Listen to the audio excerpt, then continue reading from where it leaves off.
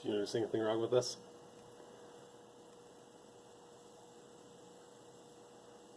I think my tripod is broken.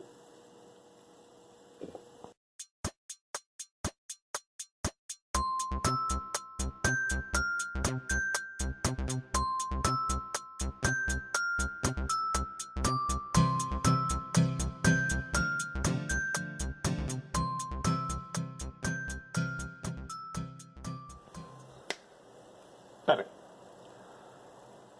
Okay, so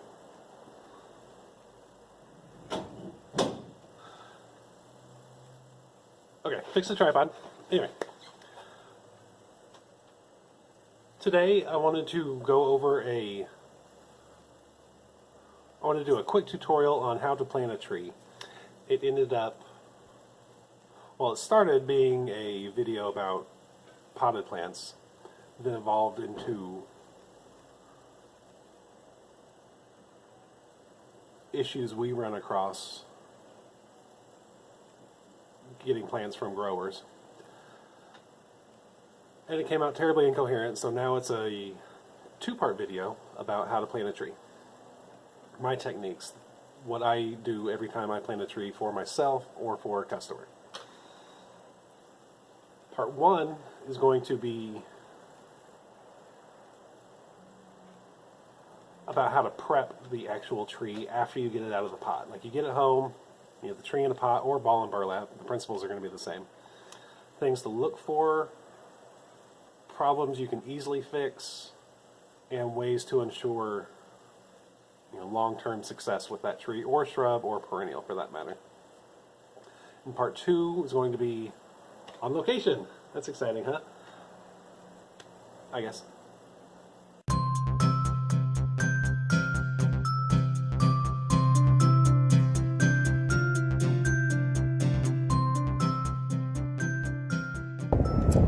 Okay, so here we have a couple examples for why root pruning in early spring is important. So in most trees you want the flare to be above the soil line, so this one's good. But if you dig away here, you can see that we have a couple roots crossing over each other, and also they're starting to curl around the pot. This will be fine for a few years, but if you were to plant the tree just like this, those roots would keep growing in that same circle and eventually constrict, or what we call girdle, the tree. It would be the same as just leaving it in the pot for its full life. Also, the roots at the top are mainly there for support, which in a nursery setting, in a pot, if you were to leave it in a pot for many years, you really don't need those. Those are for when it's in the ground. But this is why we stake trees after we plant them, to take all the mantle of these roots. So we can get rid of these, or at least get rid of them to a point where they start spinning and then grow out.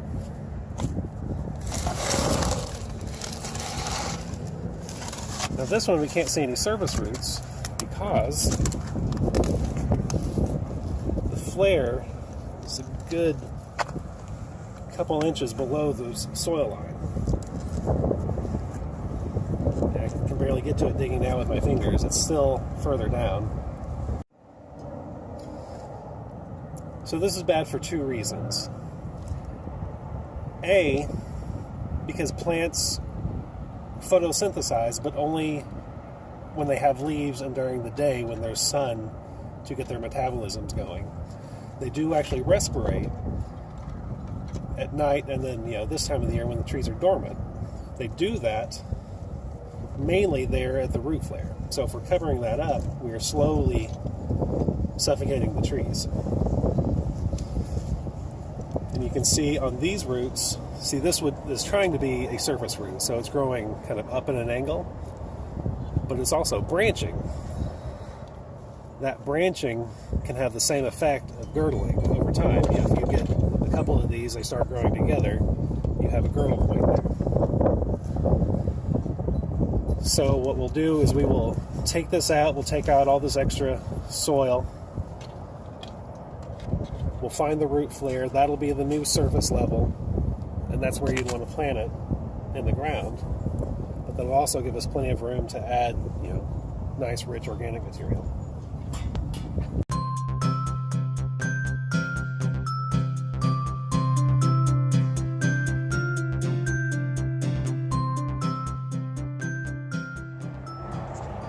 Okay, so we're going to start on an Orangiola Japanese maple, which is probably one of my favorite Japanese maples. We're going to work on the basic procedures for root pruning, what I plan to do on all of our trees and shrubs from last year.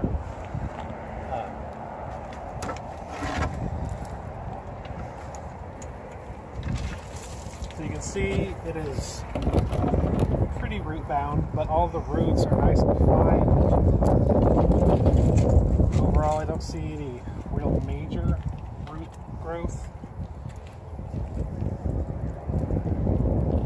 So this we can handle just by kind of slicing. So here's one root that's starting to girdle.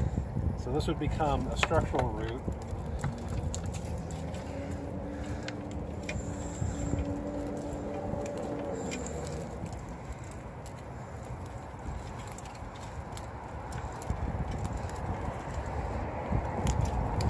Ground, this root would want to grow out this far, and this is what would hold up the tree in the wind. But in the pot, it can't go anywhere, so it just starts going around and around. But here at the nursery and with house plants and potted trees and shrubs at your house, what you want are the roots that take up nutrients and water. That's what we want to encourage to grow.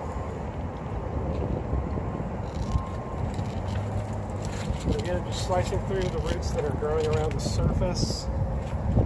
Any big ones.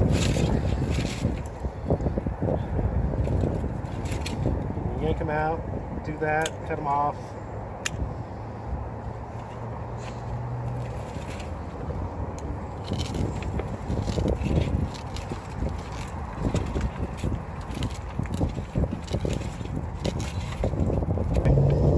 So now we have this massive root ball. We're still looking for any other surface roots that are trying to spin. But from here, we're just going to rip off this kind of mat of roots that forms at the bottom. So when water hits the bottom of the pot, it just kind of sits there, even though there are drain holes. The water still kind of just sits there, and the roots want to eat where all that water is. So what I'm doing is just kind of working my way down, snipping a little bit at a time. Kind of like you're removing a mat from a dog that hasn't been washed in a while.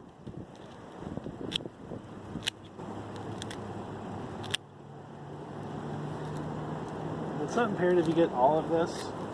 I mean, obviously the tree was alive and was growing just fine with this.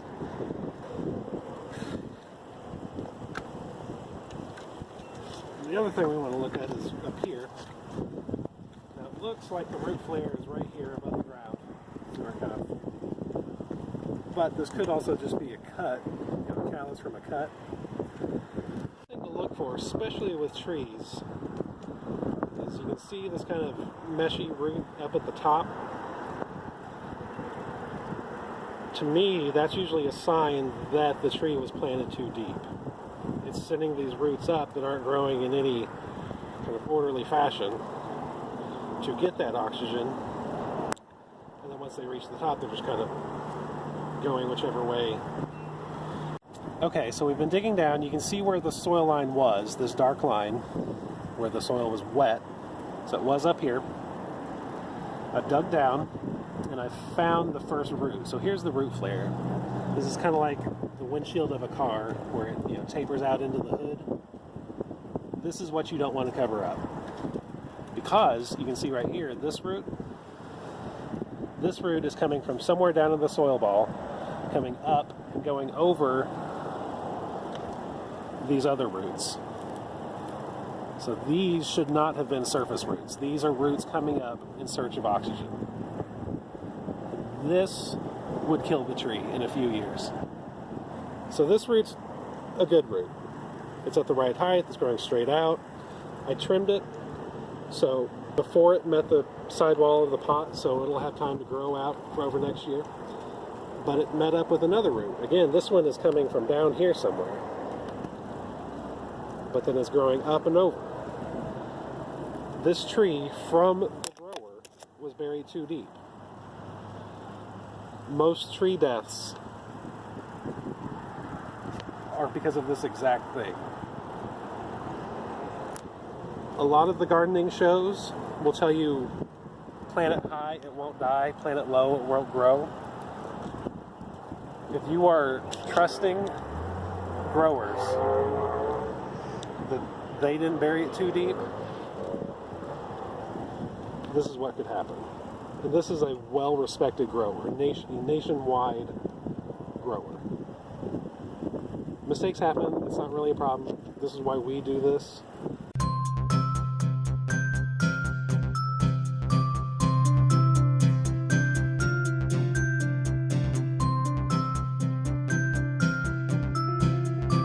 So I'm going to show you better what I was just cutting off out there.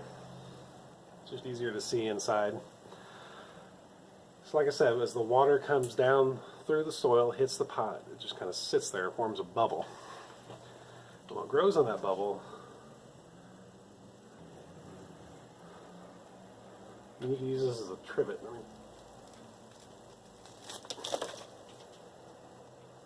I just made a big mess on the desk. Anyway, so this is the bottom. You can kind of see here, that's where a drain hole was. And here, so that's where the drain holes were. So it didn't form there because the water was flowing out. So this one, while it's not quite as thick, was a little bit more advanced because you see you're starting to get some of those structural roots in there. On.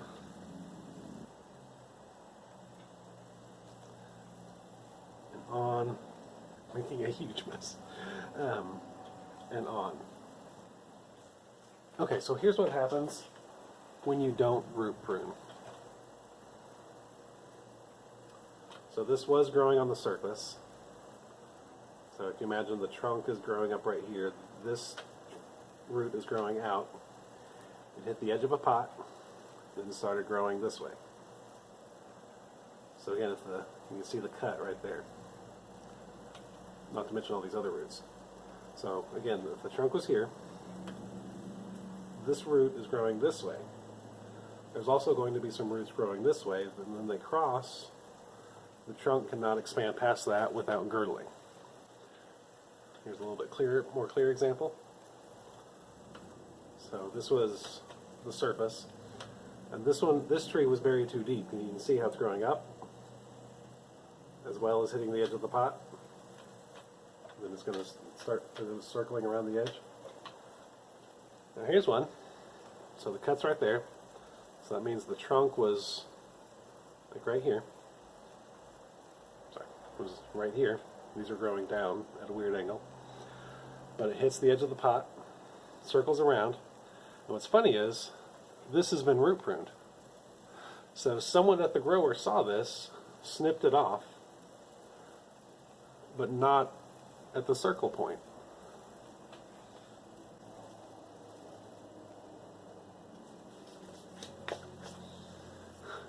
Huge mess down here.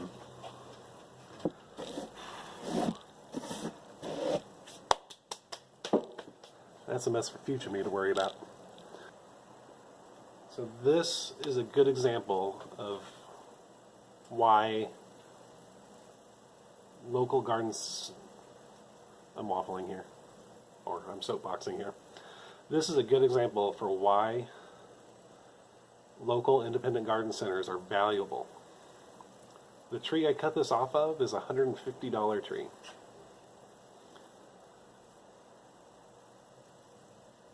I'm not going to say their names. At box stores or even some of the bigger garden centers, they probably don't root prune regularly.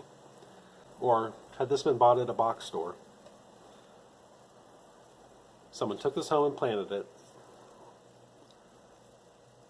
probably in 5 to 8 years it would have girdled, and in another couple of years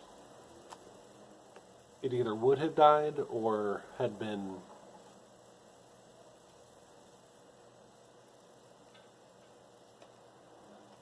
weakened to the point that this is from an apple tree. It probably would never have fruited after that.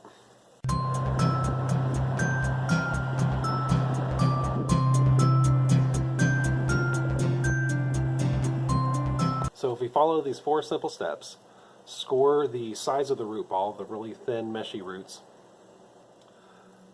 look for any thick circling roots and cut them off where they, before they get to the bend. You may have to dig into the root ball a little bit. 3, cut off that root mass at the bottom. And 4, remove circling roots from the top. 5th step, sorry, I forgot the 5th step. And make sure that the root flare is not buried. You will be off to the best possible start